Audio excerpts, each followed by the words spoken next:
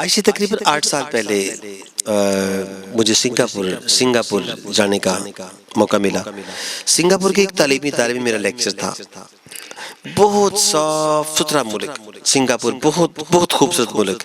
میں نے جو 39 ممالک کا میں نے سفر کیا ہے، جو میں نے سفر کیا ہے جن ممالک کا، ان میں سے جو 4 خوبصورت ترین ممالک ہیں، نیوزی لینڈ ہے اور اس میں جاپان ہے۔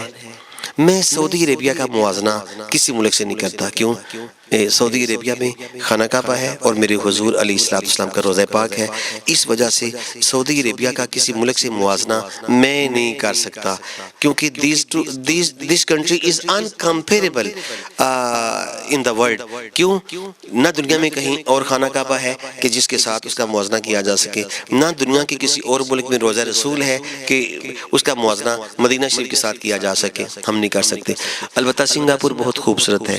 میں سنگاپور جب چلتا پھرتا تھا تو مجھے ایک پرابلم پیش آیا۔ وہ کیا تھا؟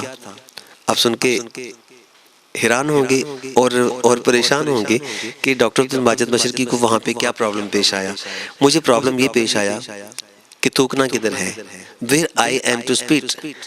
انہی سڑکیں اتنی صاف تھیں، بازار اتنے صاف تھے، گلیاں اتنی صاف ستھری تھیں کہ مجھے پتہ نہیں چلتا تھا کہ تھوکنا کدھر ہے۔ یعنی مجھے تھوکتے ہوئے شرم آتی تھی کہ لوگ چل پھر رہے ہیں، میں نے جناح کیپ پہنی ہوئی ہے، میں نے پاکستانی لباس لیا ہوا ہے، میں نے اوور کوٹ پہنا ہوا ہے۔ میرے احباب کیا دیکھ کے کہیں گے کہ پاکستانی سکالر لگتا ہے اور یہ تھوک رہا ہے۔ مجھے اپنے وطن کی عزت کی خاطر سنگاپور کی زمین پہ تھوکتے ہوئے شرم محسوس ہوتی تھی۔ مجھے شرم محسوس ہوتی تھی کہ آس پاس کے لوگ چل پھر رہے ہیں، مجھے نہیں تھوکنا چاہیے۔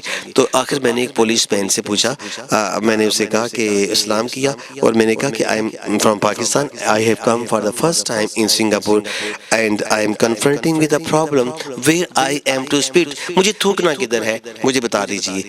سپاہی مسکرایا، کہکا لگایا، اس نے میرا ہاتھ پکڑا، چند قدم آگے گیا، اس نے دکھایا ایک ڈرم پڑا ہوا تھا، نیلے رنگ کا ڈرم، اوپر پیلی پٹیاں لگی ہوئی تھیں، وہ بھی رات کو چمکتی تھی۔ میں سمجھتا تھا ویسے یہ پڑے ہوئے ہیں۔ اس نے کہا this is spitting box، یہ ہے spitting box، یہ ہے وہ ڈبہ جس کے اندر تھوکتے ہیں۔ اچھا، اس نے بٹن کو ایسے کلک کیا، ڈھکنا آدھا، بڑے آہستہ آہستہ جھٹکے لیتا وہ ڈھکنا اوپر کو ہوا اور اس نے کہا you can spit here، یہاں پہ آپ تھوک سکتے ہیں۔ میں نے تھوک لیا، اس نے بٹن دبایا، وہ ڈبہ اس کا جو ڈھکنا تھا وہ جرکنگ کرتا آہستہ آہستہ بند ہو گیا۔ اچھا، وہ اتنا مزے کا سین تھا کہ اس کے بعد مجھے تھوکنے بھی آتی تھی نا، میں وہ دیکھنے کے لیے دوبارہ بٹن دباتا تھا اور میں پھر اس کو دیکھتا تھا یہ کیسے اٹھتا ہے اور یہ کیسے بند ہوتا ہے۔ اچھا، ایک انڈین مجھے وہاں ملا، اس نے مجھے کہا ڈاکٹر مشرقی یہ کون سی بات ہے، آپ خواہ پریشان ہو رہے تھے، آپ سائڈ پہ ہو کے ہم تھوک لیتے ہوتے آپ بھی تھوک لیتے۔ میں نے کہا آپ سائڈ پہ ہو کے تھوک لیتے ہیں، آپ تھوک سکتے ہیں کیونکہ آپ انڈین ہیں، میں نہیں تھوک سکتا تھا بیکاز میں پاکستان سے ہوں۔ اس نے میری بات کا غصہ کیا کہ ہم انڈیا والے اتنے، میں نے کہا انڈیا والے ایسی بات نہیں ہے، ایسی بات نہیں ہے، آپ نے کہا کہ ہم تھوک لیتے ہیں، میں نے کہا آپ جگہ جگہ تھوک سکتے ہیں، اور میں نے کہا میں نہیں تھوکا کیونکہ ہم پاکستانی ہیں، میں اس لیے تھوک رہا تھا، میں اس لیے تھوک نہیں رہا تھا کہ میری وجہ سے کوئی لوگ پوچھیں گے یہ کون ہے جو بندہ زمین پہ سپیٹنگ کر رہا ہے، کوئی بتائے گا کہ پاکستانی دکھائی دیتا ہے، میری وجہ سے کہیں میرے وطن کی توہین نہ ہو۔